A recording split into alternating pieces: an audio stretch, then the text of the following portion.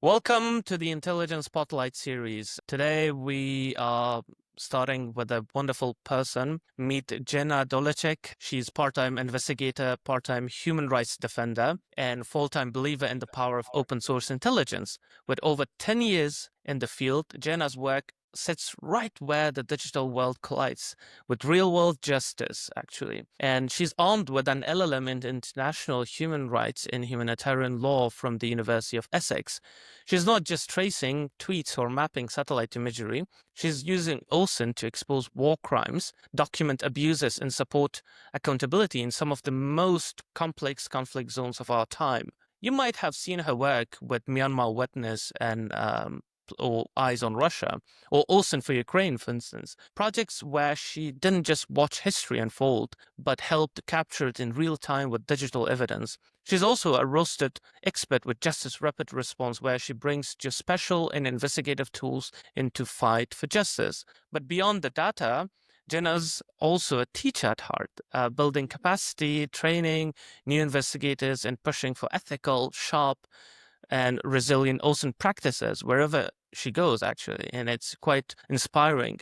And Jenna is one of those rare voices who brings both sharp analysis and real empathy to digital investigations. And we're very, very thrilled to have her on the show. Jenna, welcome. Thank you so much for that wonderful introduction, and thank you so much for having me today. Thanks for joining. So before we jump into the world of open source intelligence and investigations, tell us, if OSINT investigators had spirits of animals, what would yours be and why? I don't think I've ever had a question like that before. I would say probably any creature that's really, really curious and that likes exploring. We tend to kind of obsess over finding answers to questions and always wanting to know more, wanting to go further. So I think curiosity is really at the heart of what we do. Right, right. Absolutely. I think if you ask me the same question, sometimes I just call myself like, okay, I have the spirit of an elephant, being protective of my tribe, like in the field that I am, and also not bothering anyone else if unless needed to. So Jenna, you've worked in some of the most complex and politically sensitive ocean environments, from Myanmar to Ukraine. It's like a quite stretch from Southeast Asia all the way to Eastern Europe. Uh, when you're diving into a new investigation, what's your first instinct? Where do you start exactly? Yeah, I typically work recently with organizations, and so I try to get caught up kind of on all the background or all the work they've already done to build from that and make sure I don't duplicate anything. But I really do try to get a sense of whatever it is, the topic or theme that I'm working on, just to make sure I've got a good understanding. If there are any outstanding questions, maybe that I need cleared up, and then just going over any documents or reports organizations or a partner may already have. So it's really good to get that solid understanding first, just to Mhm. make sure there's no redundant work or missed opportunities, missed questions, or even maybe cultural considerations that could be overlooked or mistaken in kind of a way. Mhm.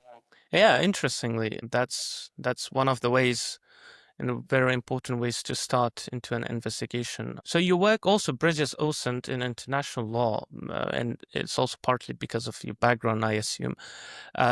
Maybe can you walk us through how open source evidence actually gets used in legal accountability, say at the ICC or in human rights reports? Yeah, so it's depending on who's using it, whether, it's the ICC, whether it's UN mechanisms, Amnesty International, those are all very different organizations and they use those All things right. in different ways, whether it's for advocacy or sharing with courts. So depending on how it's used, there can definitely be differences. So at the ICC, they have their own investigations units, but they also Mm-hmm. do take in information from external partners such as UN mechanisms and civil society as well. So it could possibly be used as, I guess, what I refer to as direct evidence or indirect evidence. So Mm. a video could contain the act being committed and showing the perpetrators and showing the victims. So I will more refer to that as direct evidence. And then yeah, maybe we have social media photos and videos by witnesses that may give context to what happened or could potentially show parts of events or crimes committed. So those can also be included as sort of contextual and supporting information or evidence. So and evidentiary standards also come into play as well if you're sharing with the ICC or UN mechanisms. Uh, Whereas with like Amnesty or other CSOs or something like that, the thresholds are a little different. And it's used slightly differently, not necessarily as hard evidence, but maybe sort of evidence for the public, essentially. Right. But there are differences there, and they do matter when you actually are submitting it as part of a case. So with UN mechanisms, open source information is maybe added to case files and legal Mm-hmm. briefs that are prepared to share with courts. Um, or again, CSOs may gather their own and share it with UN mechanisms who then share it with courts. So it Yeah. kind of is shared both directly and indirectly. Mm-hmm. Yeah, absolutely. I think OSINT generally wasn't very popular within the UN mechanisms a few years ago. So, but I mean, the challenge in most places where there is conflict, or especially if it's ruled by groups or rulers that actually suppress information, it's very hard to verify, and it's very hard to collect evidence of human rights abuses. Say, for instance, in Afghanistan, recently, for the past few years, I mean, since the Taliban's takeover, I've seen that the United Nations mission in Afghanistan are including open source references to some of their documentations of crimes that are committed. They also like cite Afghan Witness from this Center for Information Resilience that in their work have been very crucial, for instance, for in terms of human rights documentation and verification. So absolutely, it's critical, and also there's a sensitive part about the ethics of it too. And you've been outspoken about ethical OSINT.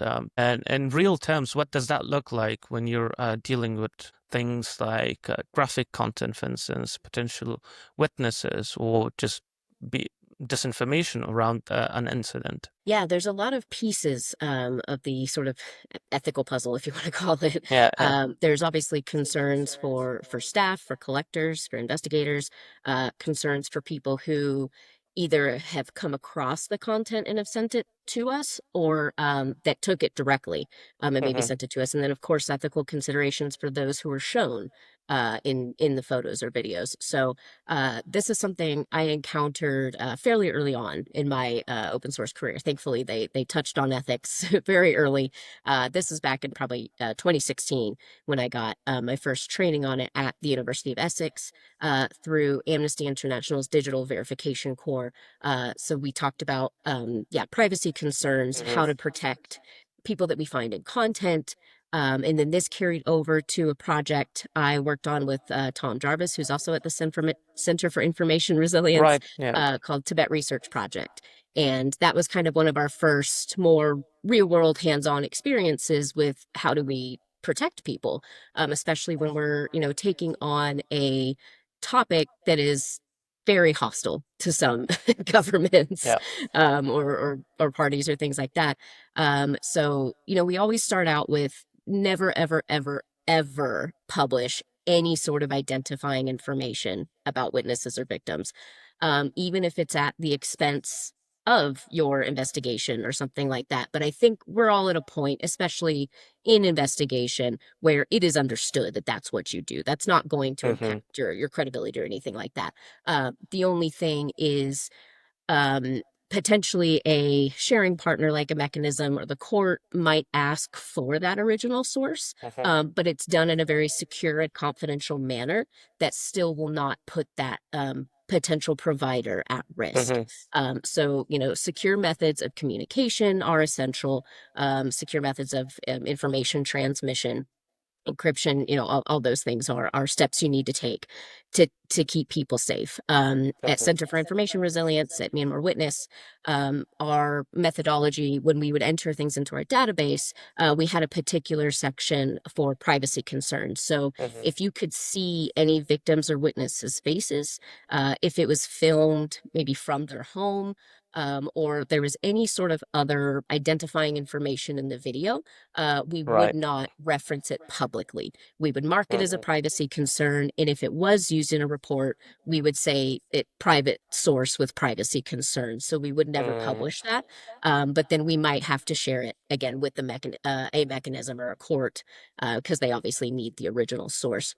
Hmm. Um, and I think for protecting analysts and investigators, I won't say too much on this because this might bleed into another question, but we do try to take an approach that you don't need to see everything. You don't Hmm. need to watch Right. things that you really don't need to. If it's not your investigation, you don't really necessarily need to see it, to hear it. Not because uh, it just may not be pertinent to what you're Right. doing. And so we do worry about overexposure, secondary trauma, vicarious trauma.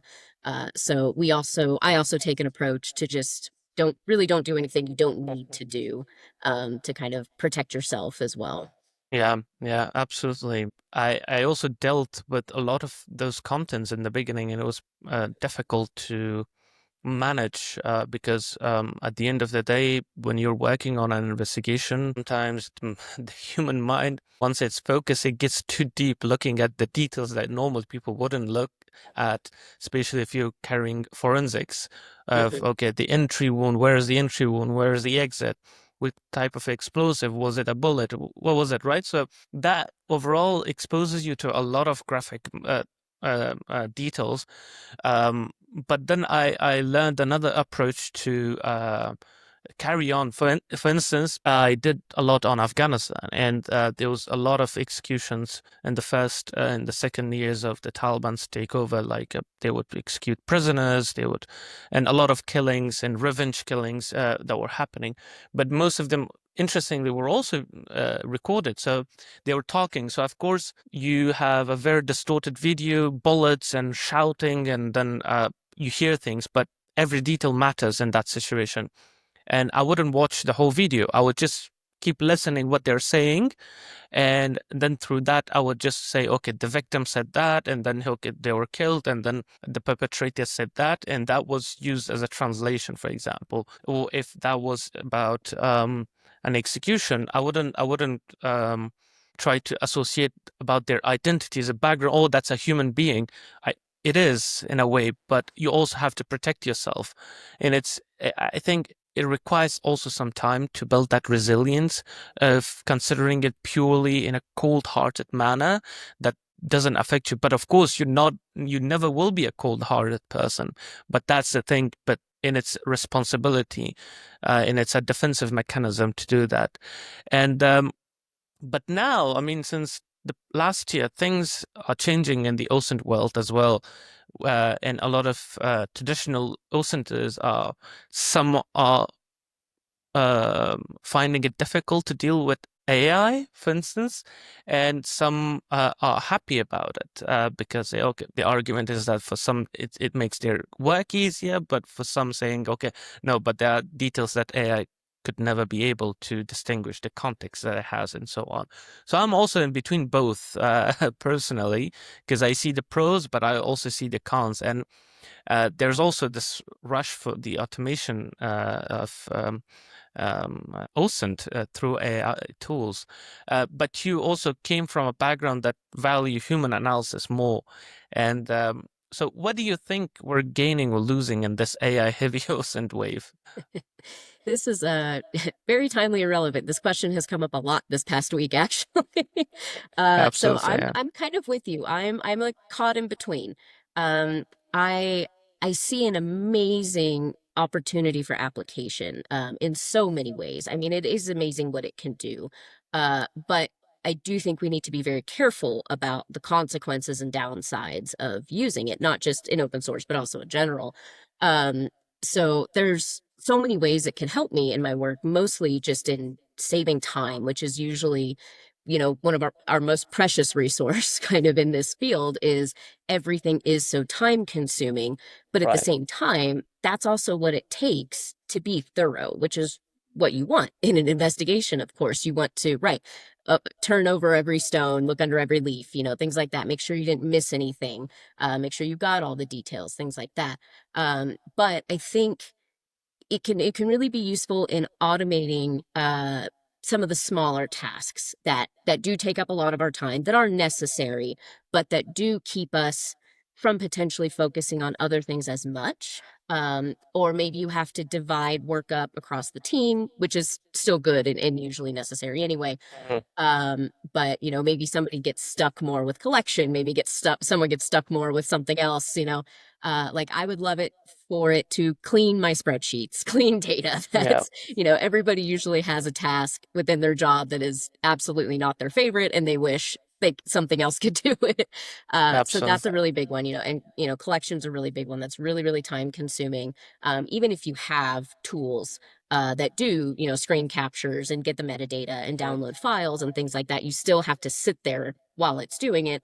Then you have to organize your files, maybe upload it to your eDiscovery database or your database, things like that. So Right. the time saving factor is massive, and of course I hear people talking about using it for geolocation, which again, extremely time consuming, especially if you're in a really rural area without a lot of frequent satellite imagery, photos, videos, things like that. You really get stuck Yeah. um, just due to lack of information. So some of these tools are solving that problem, which is great.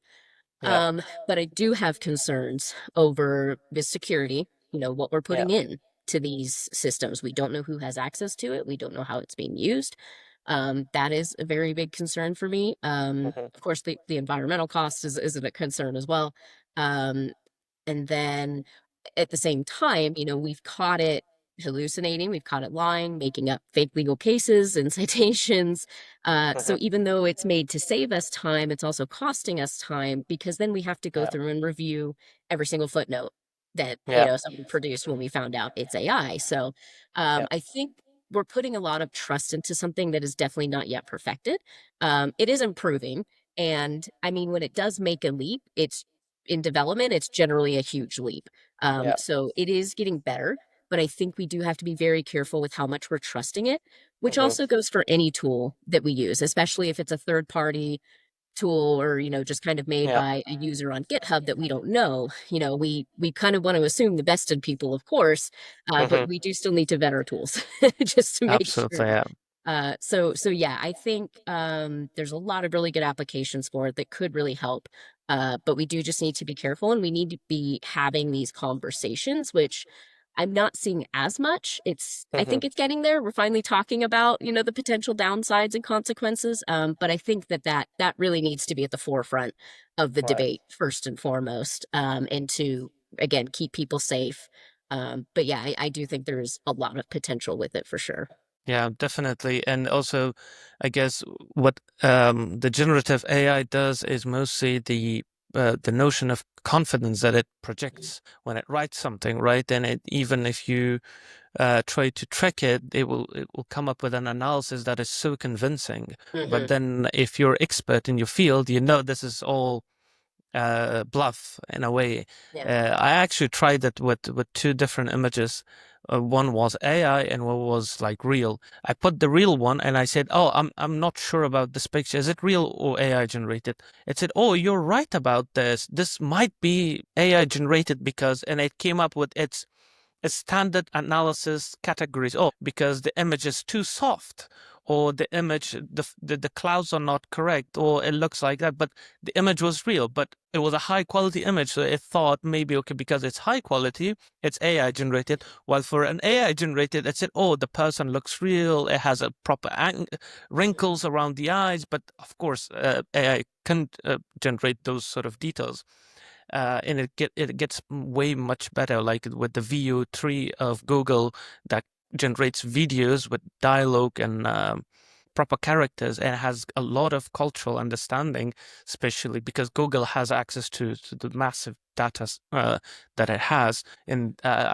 it's dangerous in a way for, I mean, disinformation. But I think that's another case, another discussion for it. But yeah, it has pros and cons, but we have to discuss it more. And that's why, I mean, your work is you're not just doing the investigation, but you've trained others in OSINT as well. Um, what are the biggest misconceptions, I mean, you have seen among the beginners, for example, and what do you wish more people understood before jumping into that space? Yeah, I've definitely encountered this. I think one of the biggest misconceptions is that it is kind of a technical magical wand. Yeah. It can find anything, it can do anything. And is as amazing as open source can be, just like anything else, it is not, the final thing, the end all be all, essentially. It definitely has limitations for sure. It should be used with closed sources as well, with victim and witness testimony and just other contextual knowledge, information. So I think that's a really big one. I've had that with colleagues who maybe were new to open source, just other people I worked on with a team that, right, didn't quite understand. And we got requests that, yeah, we had to explain, I can't create something out of thin air. Essentially, if it doesn't exist, I can't find it for you. But Yeah. I appreciate, people's confidence and trust in us. And as much as of a wizard you can be, again, it doesn't do everything. So I do caution people with that there are limitations, as amazing as it is. Um, and a lot of times I've seen analysts get frustrated not being able to find something. But I think you also have to keep in mind what you're working on. So if you Yes. are working in a very rural area that doesn't have a lot of maybe communications, internet connection, smartphone use, photos and videos, you're potentially not going to be able to find, a 75-year-old farmer that doesn't have a Right. smartphone. They're not going to have Absolutely. a Yeah. Facebook. I tell people just because we put so much on the internet does not mean everything is there. Mhm. So I do see frustration when they can't find things or can't find things fast. So it is a balance between, am I using the right tools? Am I looking in the right place? Am I asking the right questions versus given the context, does it just Mhm. not exist? Or Yeah. is there some other reason why I can't access it? Is it censorship? Is it, something like that? Has it been removed? you know so those are I think difficult for beginner analysts, is to, I learned all these things and it's amazing, why can't I find it? Yeah. Yeah. Seasoned analysts, we run into walls all the time for various reasons, and it could be things we could get around, could be things we couldn't get around. So Yeah. it really depends. um I think the other thing right now is also terminology. OSINT is Mhm. the big common word for sure. But not everybody works in intelligence. Not everybody produces intelligence. And so, Yeah. especially when you're working in the legal realm, words matter. Using the correct words matter. So, on investigations, I never refer to what I do as intelligence, because it's Mhm. not. I'm using open source tools, open sources to find open source information Yeah. within an open source investigation. So there's kind of umbrellas. Open source information is used in investigation, but vice versa, things like that. So I do try to caution people against terminology and not say that they're doing something that they're not, essentially. Yeah. But there's a lot of definitions going around about what Mhm. it Mhm. is. I use Yeah. a very broad definition and terms, and that's just open source is just another source, essentially. Yeah. And really, open source has been around forever. It's not, just within the last 10, 20 years, or just since the internet was made. Anything you can get your hands on that isn't closed victim testimony Yeah. or military and government intelligence is open source. So I mean, it's essentially almost everything. Yeah. Yeah. Yeah. um, Definitely. so that's usually what I teach people. I give it a broad definition rather than a narrow one. But I am seeing, especially within the last 5 to 10 years, people are defining it as the internet or even just social Mm. media. But I mean, geospatial satellite imagery from Google Earth, that's open source. Yeah. Alien geoports, anything you can get your hands on essentially is. Yeah. Um, so I think those are kind of the biggest things I tend to teach newcomers is be patient.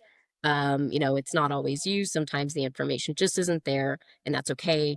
And then also, you don't know everything. Admit what you don't know. That's really big for credibility, especially when you're working on a legal case. Yeah. Is you don't want to stretch or embellish or lie about what you know or what you found. I mean, that instantly Yeah. impacts your credibility, the case's credibility, and the organization's credibility. So that's really, really big, is Yeah. always admit what you don't know. And that's a good thing rather than a bad thing. Mm-hmm. So yeah, information integrity, I think is really, really huge. Yeah, you touched upon a very important aspect, like having patience, because I see a very uh, like a big difference between open source investigators and, let's say, investigative journalists using open source versus people who are just starting in OSINT and they think they're a journalist, so they have to convey as fast as they can the finding this that they do, because I don't know, for some reason they may have, okay, I want to get more engagement on social media. I want to say I was the first who verified it. But also there is this fine line between a reporter and someone who's doing investigations, and especially in conflict monitoring, right? As let's say on social media, things go viral before they're even verified. And for that, how do you approach this sort of tension between being fast and being right? Yes, time is again a very, very precious resource, but I have seen issues with it for sure.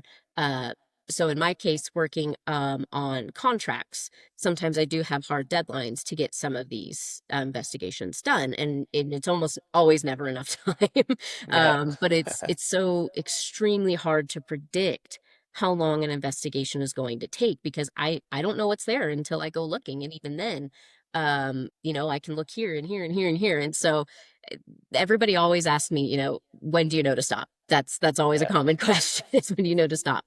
And the answer is it depends. It's That's a little bit separate from, yeah, just kind of the time in general. But I think because of how fast things go online, how fast things disappear, that also influences how fast we work. I think maybe a bit Mm, subconsciously. We're worried about things disappearing. We're worried about missing things, things changing, not collecting it fast enough, not analyzing it fast enough, not reporting on it fast enough. So I do push back against the urgency a little bit where I mhm. can, especially if it doesn't involve a legal case where there are submissions that have to be made Yeah. in a timely manner. If you're outside of that, I really just want to tell everybody to slow down.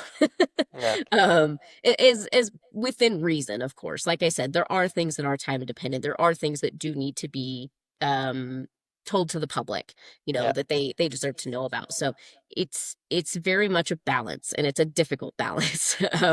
You have to juggle, competing priorities and tasks all the time, especially if you're working a large investigation or multiple investigations. Maybe leadership wants to get it out, at this time, for great biggest impact or because it's the hot topic right now, so you want to keep Yeah. attention on it. So all those things I do think just have to be very carefully balanced, but it's hard to get it right. I mean, we've all had that urgency. We've all wanted to make a great impression with our sharing partners or the organizations we're working with.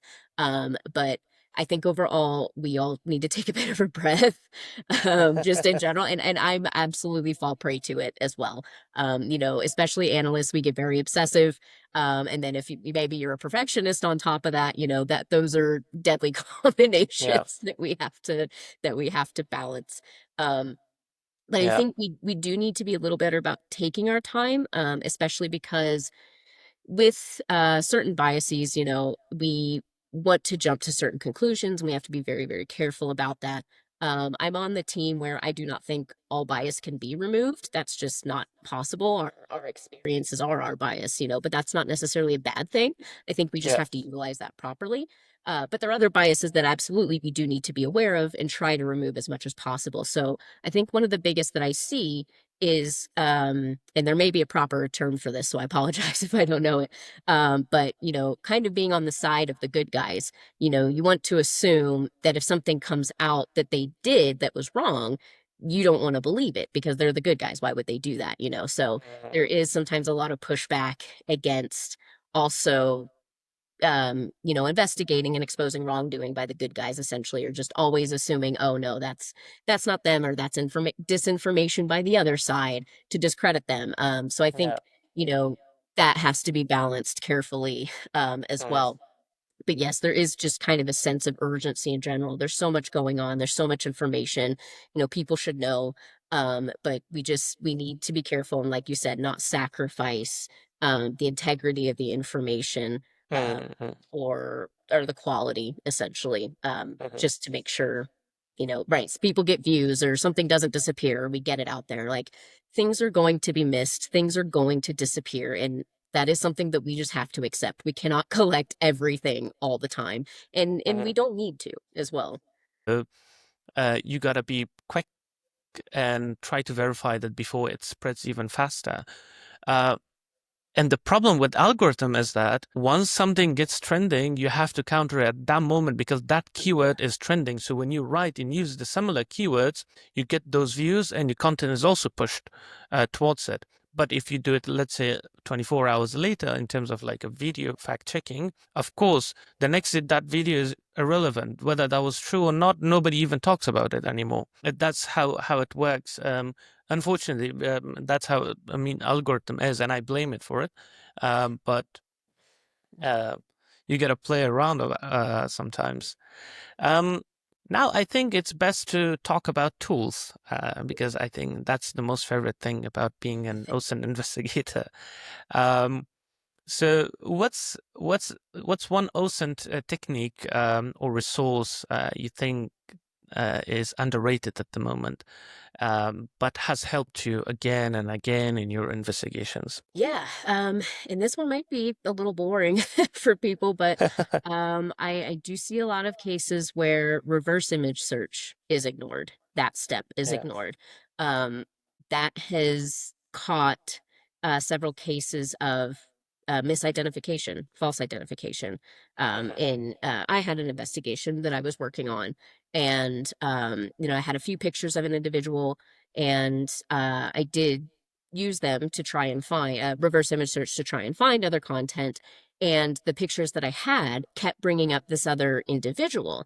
And this also kind of speaks to where maybe some of us, and this is something else that I've seen, we try to do things that we're not fully trained on. We can do it to an extent, but I'm not a forensic, Mm, mm, traditional forensic analyst. I haven't done a lot of yeah, kind of facial build, facial recognition, kind of that stuff. When we're trying to ID people, I think we have to be very careful as open source analysts without any forensic analysis of, yes, this person's this person, mm, make sure, it's not just that they're, have brown hair and blue eyes or whatever. You need to look at a lot of other things, face shape, placement of things, but we're mhm, not experts in that. So I did have a situation where I, saw this other individual. I kind of started following that rabbit hole. And at some point I did come across other photos for the original individual, reverse search those, and after seeing those photos as well, I was like, oh, this is definitely not this other person that I found. And thankfully I caught that, because mm, that's not mm. always the case. But also thankfully that one um wasn't, trying to think of if I'm getting this mixed up with another investigation. Anyway, luckily I caught that in time, but it just reminded me that yes, a lot of times we are trying to do things that we aren't necessarily Mm, trained for, even if we do have hands-on experience doing. So we just need to be really careful. yeah. If you do have a network of colleagues you can reach out to that do have that experience, you always need that second opinion, or make sure to put in your report, like, I think these individuals are the same based on these reasons. However, a second opinion is definitely needed by somebody with more of that specialty knowledge. So, reverse image search can save you days, weeks, months of work, Mm, um, mm. just with Absolutely. Yeah. a 30-second search. It can also save you from misidentifying potential perpetrators, which is huge. And so I think that's a very, yeah, basic, underrated tool, honestly, to use. Yeah, yeah, definitely. I mean, and it's widely used and it's very easy to use as well. It's Yeah. not that difficult. You just put a picture, upload a picture. That's it. Let the machine search engine find it for you, and just and there are also some advanced techniques around it in case if you can't find it through that. But I think these are what you've discussed so far. It requires a lot of digestion because the information that you provided, the techniques you have mentioned, all comes down to curiosity, right? And all comes down to your mind that how you see, how you connect. Even if you miss something, it's your curiosity. Oh, something is not right about this. Let me go check it again. So that's, I think, it also requires this mindset. I had another episode with a fact checker from the Reuters. He said it's not just about like giving opinions or knowing this and that in terms of investigations or verification, but also it all comes down to mindset. So you have to build that mindset for it. But let's look ahead in the future, and this is also a hypothetical question for you. If you had the funding and the freedom to build any investigative project tomorrow, no restriction at all, what would it be and why? Yeah. So there is something I've kind of always wanted to work on, but I found a little difficult ways in for multiple reasons. So as much as I usually have an international focus, and I love really I'll work on anywhere around the world. I don't necessarily have a preference. I have worked on investigations all around the world. Yeah. Um, but there is a situation across North America, which is an epidemic of missing and murdered Indigenous people, and across the Mm, U.S., Canada, even into Mexico, and I'm sure down into South America as well. But from the North American perspective, in the last several years, kind of task forces have just now started to be created. Because frankly, nobody cared about this yeah. situation, unfortunately, except for the people that were affected in their communities. And so I'm glad this is now getting attention because it's deserved to have attention for decades. This has been a problem for decades. Mm, So I do think there's an opportunity for open source to assist in investigations, either to find missing people, which is already being done by like trace labs or doing kind of capture the flags and other sort of um, gaming investigations, essentially. yeah. I guess I don't want to call it gamifying investigations, but collaborative and things like that. So Yeah. I would really love to see that applied to this epidemic in North America, that's particularly impacting Indigenous people who have historically, obviously been marginalized. So I'm glad it's getting attention, but I do see a really big opportunity here for application to potentially assist with these investigations. So I'd really love to Mm, get involved with that, whether even if it's just capacity building and teaching the Indigenous communities to use these skills on their own. If yeah. they don't want, if they want to more kind of own this investigation, which is they should, it's their communities, Yeah. or right, having outside assistance, which does exist to an extent. But I'd love to equip either college students or young people with these skills, because it's not only applicable here, it's applicable everywhere. So Absolutely. yeah, I'd probably say in a perfect world, I'd really love to assist with that situation. That's a very considerate of you and very, I think, not many people actually touch upon that. I think this might be a quirky statement, but I actually got to know more about the Native Americans and their suffering even now in the 21st century in the Yellowstone TV series. It actually touches upon these missing people that are taken away and killed somewhere and like their bodies thrown out in like a ditch in a Mhm. desert, mainly in places like Wyoming and Montana, those places. So I think it's a very niche one, and I hope that this could happen. And anyone listening, if you're a funder, if you're someone who is interested in that, go to Jenna. She's there. She's leading it, and with the whole context behind her. Thank you so much for your time. It was very informative, and I hope we stay in touch. And then one last thing, if you want to share like an advice, like a note, and something that we missed discussing, feel free to. Yeah, I think we did forget to touch on secondary trauma a little bit, which I think Right. is hugely important for newcomers and for seasoned individuals. It's being talked about. Thankfully, it's gaining a lot of traction in the field. I first heard the term vicarious trauma back in 2013, Mm, and then I've since gotten training, 2016 and then on.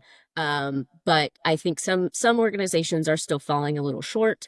And I took it upon myself at a previous organization to design and give secondary trauma training because we weren't getting enough support from the organization. And so I had a colleague who specialized in that. She gave her blessing, and I started giving it to all new staff, interns, and others because I just see time and time again people jumping into this field and not having that training, and I became a little militant in it to where if we had new mm. staff or interns or volunteers, I would not let anybody work Yeah. until they took that training because I said I don't want to traumatize people right off the bat here. That's extremely irresponsible, and I'm not having it. So Absolutely. I Yeah. tend to put my foot down when it comes to that. Um, but yeah, I would say because we have a tendency to be so curious and so obsessive, Yeah. I refer to it as morbid curiosity. Yeah. It's the train wreck you can't look away from, those kinds of things. And we have to be careful with that and control that. And I've absolutely fallen victim to my own curiosity when I wished didn't have, wouldn't Yeah. have. And so I would say, I there's a whole lot of tips and tricks you can do to protect yourself while viewing material. You can do things beforehand, during, and after that help. But I would also say, don't look at anything you don't need to see. I Hmm. understand the curiosity is there, but Yeah. especially those of us in the field, we know what's going on. We know what's Yeah. happening. We know the horrible things that are occurring. We don't need to watch all of it, you know. Yeah. Um, I limit myself from looking at content of certain conflicts because of how it affects me. But I know what's happening. I don't need to watch it to know. Yeah. That's different for the public who may not know what's going on. But there's obviously, I think, a debate with showing that material to the public without any sort of content warning or training. Yeah. Essentially, we're all just essentially traumatizing ourselves. Um, because we don't know about these things. So I would say, get secondary trauma training if you haven't had it. I'm happy to provide secondary trauma training, or give resources or Hmm. something, but I think it's really huge. And a big thing I think is, don't deny it. Right. Everybody is affected, and if you say you aren't, either you're not human Yeah. or frankly you just don't want to accept it. So it does affect everybody, but if it affects everybody differently. It can be, short term, long term, intense, not intense, Hmm. and everybody experiences a variety of different I guess symptoms, if you want to call it that. Yeah. So yeah, secondary trauma is very big to me. It should be important to everybody. I Yeah. push back on the, toughen up or get out mentality. I don't Yeah. think that's realistic, frankly, because, I think our brains aren't necessarily geared towards seeing this Yeah. 24/7, you know. Yeah. So I think those people are doing themselves a disservice. Those people are affected, whether they want to believe it or not. Yeah. But I don't think, pushing that on your team is is a good idea. It's frankly irresponsible. I think you need to Yeah. support your colleagues better and have more flexibility and understanding. And I always tried to sort of get a sense of my team. And, I had a colleague who, they couldn't deal with injuries Mm. or images of dead bodies or things like that. And I was like, no problem. Those don't really bother me as much. My mother's an ER doctor. I'm used to those things. So I'm like, that's not a problem for me. That I can deal with. So if there's anything you can't, feel free to hand it over to me. I can take that. Or a colleague who they couldn't work on detention because they Yeah. had a brother who had been detained and mistreated, and that's completely understandable. That's very triggering. So I think trying to, share the burden as best you can across the team Mm, without mm, overly burdening anybody. But I think we also commonly forget about translators and interpreters. That was absolutely, yeah. something that hadn't even crossed my mind until the last several years, where they have to listen and hear everything, read everything. They don't get to turn it off like we do, especially if we don't speak the language. Then I don't Mm, need to hear what's going on in the video because that's not relevant to me. yeah, So I get to have that disconnect. I'm lucky and privileged that I can have that disconnect because I don't have that language. yeah, Um, However, when I was working on US, that wasn't the case. I did listen, I did read. yeah. So I think don't forget about your translating and interpreting colleagues because they do, I Mm, think, and typically because they speak the language, they're likely from that country, and so they have even less of a disconnect, if any disconnect at all, than those of us from other countries that might be working on mm-hmm, a different country. We can have a bit more of a healthy disconnect, and this is also what I try to tell people in my training is that you do need to have a bit of a healthy wall. That doesn't mean mm, complete emotional disconnect. That doesn't mean complete numbness, apathy, but you do need to have a bit of a wall. And that doesn't mean you don't care. That doesn't mean you're not empathetic, but we yeah, do have to protect ourselves as best as we can. And that goes for the people that are from the affected countries yeah, as well. yeah, We all need to have somewhat of a protective bubble as best we can to keep doing our work and to also just keep going on in life as well. yeah. So yeah, I think that's the last I'll add there. Yeah, that's a crucial note for everyone. I mean, yeah, it's not about being cold or anything. It's just about if you're protected, so you can carry that work even further. Otherwise, okay, if you're fallen for it and if you're hurt, then I mean, the real work is left behind. So nobody would bring justice to those cases, for instance. Thank you so much, Jenna. It was very, very informative talking to you. I hope the audience enjoys the conversation, and if they have any questions, they can, of course, direct it to you. Thank you so much. And thank you so much for having me. I really, really appreciate it.